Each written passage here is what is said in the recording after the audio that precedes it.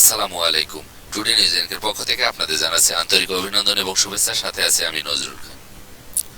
শেখ হাসিনা সরব হওয়াকে যেভাবে দেখছে সরকার, বিএনপি ও জামায়াত। 5ই আগস্ট পতনের পর সম্প্রতি বিভিন্ন রাজনৈতিক সমাবেশ ভার্চুয়ালি বক্তব্য দিয়ে সরব হওয়ার চেষ্টা করছেন শেখ হাসিনা।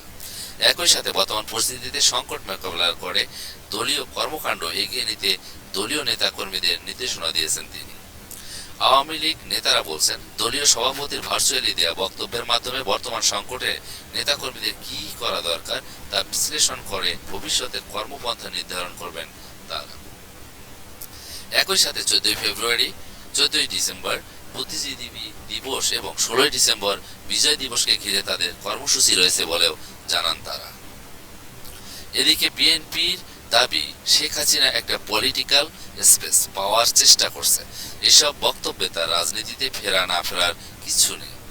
পলাতক আসামি হিসেবে পার্শ্ববর্তী দেশ ভারতে আশ্রিতা থেকে তার জনসম্মুখে আসার কোনো সুযোগ নেই বলে মন্তব্য করেন বিএনপি। আওয়ামী লীগের বিভিন্ন তা সম্পূর্ণ পররাষ্ট্র উপদেষ্টা তৌহিদ হোসেন বলছেন, ভারতে আশ্রয় নিয়ে করার চেষ্টা করছে, যা দুই দেশের মধ্যকার দ্বিপাক্ষিক সম্পর্কের জন্য সহায়ক না। দলের ভবিষ্যতের কর্মপন্থা নির্ধারণ। ডিসেম্বরের প্রথম সপ্তাহে শেখ হাসিনা নিউ ইয়র্কে আওয়ামী লীগের একটি অনুষ্ঠানে ভার্চুয়ালি অংশ নিয়ে বক্তব্য দিয়েছেন। রোববার 8ই আগস্ট লন্ডনে আরেকটি অনুষ্ঠানে ভার্চুয়ালি অংশ নিয়ে বক্তব্য দিয়েছেন। ভার্চুয়ালি দেয়া এ বক্তব্যে শেখ হাসিনা সকল মিথ্যা মামলা প্রত্যাহারের দাবি জানিয়েছেন। 15 জুলাই থেকে যেসব হত্যাকাণ্ড হয়েছে সেগুলোর পূর্ণ তদন্ত করে বিচারের দাবি জানিয়েছেন তিনি। একই সাথে বিভিন্ন স্থাপনায় অগ্নিসংযোগের বিচারের দাবি করছেন। ছাত্র জনতার বিরুদ্ধে 15 জুলাই থেকে 8ই আগস্ট পর্যন্ত সংগঠিত জুলাই গণ অভ্যুত্থান সংশ্লিষ্ট ঘটনায় কোনো মামলা, গ্রেপ্তার বা হয়রানি করা হবে না গত 14 অক্টোবর এমন তথ্য জানায় স্বরাষ্ট্র মন্ত্রণালয়। এ বিষয়টি উল্লেখ করে শেখ হাসিনা তার বক্তব্যে দাবি করছেন, যাদের দায় মুক্তি দেয়া হয়েছে এই দায় মুক্তি দেওয়ার কোনো অধিকার তাদের নেই। সাবেক এই প্রধানমন্ত্রীর দাবি, বাংলাদেশের জনগণই তাদের বিচার করবে। আওয়ামী লীগ নেতা খালিদ মাহমুদ চৌধুরী বিবিসি বাংলাকে বলেন, শেখ হাসিনার বক্তব্যে দলের নেতাকর্মীরা ভবিষ্যৎ কর্মপন্থা নির্ধারণ করতে পারবে। দলীয় নেতাকর্মীদের সাথে সাধারণ মানুষের সাথে সম্পৃক্ত করাও ও যোগাযোগ স্থাপনের কার্যক্রম চলাচ্ছে বলে জানান তিনি। দেশের এই যে সংকট, সেই সংকটে দেশের মানুষ দলের নেতাকর্মীদের কি করা দরকার, কি হওয়া উচিত, সেই বিষয়গুলো নিয়ে তিনি নির্দেশনা দিয়েছেন।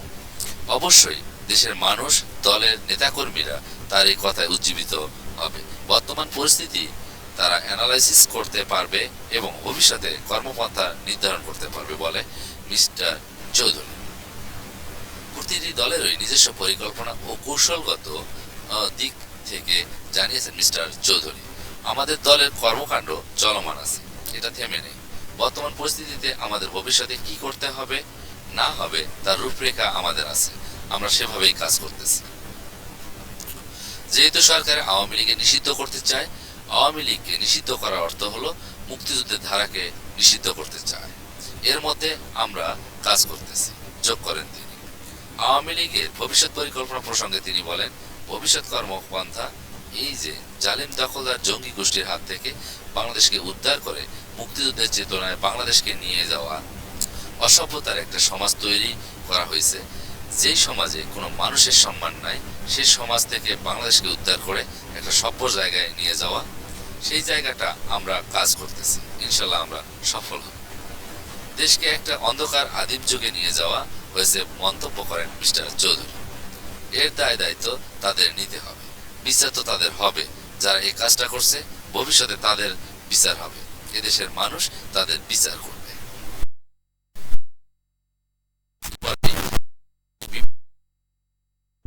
দলটির যুগ্ম সাধারণ সম্পাদক বাহাউদ্দিন নাসির বিবিসি বাংলাকে তিনি বলেন, এবারও বাংলাদেশে আওয়ামী লীগের নেতাকর্মীরা 16 ডিসেম্বরের বিজয় দিবসে সাভারে জাতীয় স্মৃতিসৌধে শ্রদ্ধা জানাবে।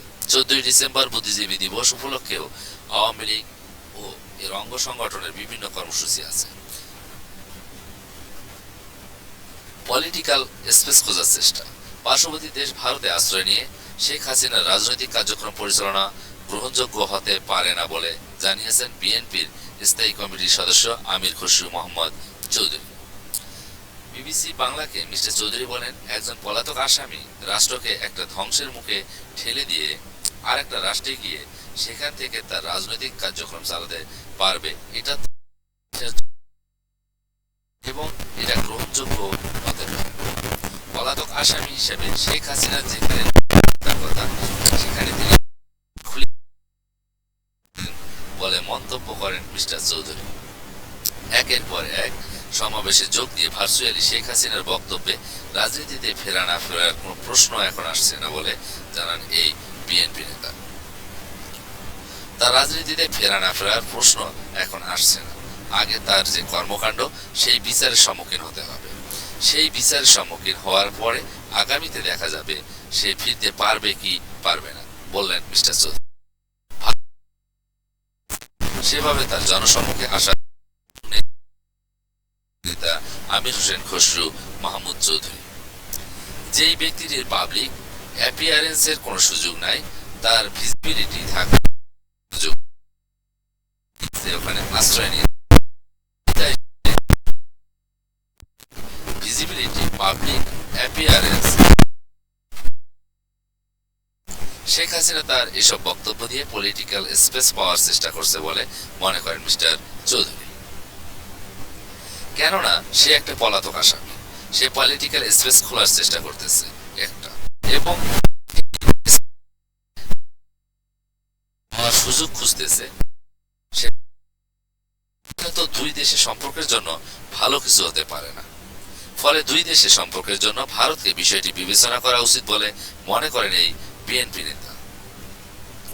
এদিকে দেশের বাইরে বসে শেখ হাসিনা বাংলাদেশ সম্পর্কে বক্তব্য দেওয়ার আইনগত অধিকার হারিয়েছেন বলে মনে করেন জামাতে ইসলামী কেন্দ্রীয় প্রচার সম্পাদক এবং সুপ্রিম কোর্টের আইনজীবী মতিউর রহমান আকন্দ, যিনি জনগণের ভোটাধিকার হরণ করেছেন এবং বাংলাদেশের মানুষের সকল অধিকার কেড়ে নিয়েছেন, বাংলাদেশের নির্বাচন ব্যবস্থাকে ধ্বংস করেছেন এবং গণ আন্দোলনের মুখে দেশ থেকে পালিয়ে গিয়েছেন, এবং তার বাংলাদেশের সম্পর্কে বক্তব্য রাখার কোনো নৈতিক এবং আইনগত অধিকার নেই বলে মিস্টার আকন্দ শেখ হাসিনা এসব বক্তব্যকে সম্পূর্ণ অন্যায়, অনভিপ্রেত এবং অনাকাঙ্ক্ষিত বলে অভিহিত করেন তিনি।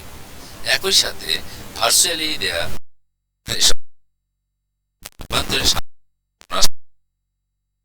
দাবি করেন মিস্টার আকন্দ। অন্তর্বর্তী সরকার যা বলছে, অন্তর্বর্তী সরকারের পররাষ্ট্র উপদেষ্টা তৌহিদ হোসেন বিরোধী কথা, মিথ্যা অভিযোগ এনে